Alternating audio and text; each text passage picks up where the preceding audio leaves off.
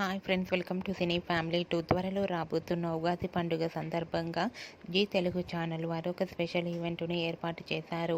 ఆ special event పేరు ఉమ్మడి కుటుంబం.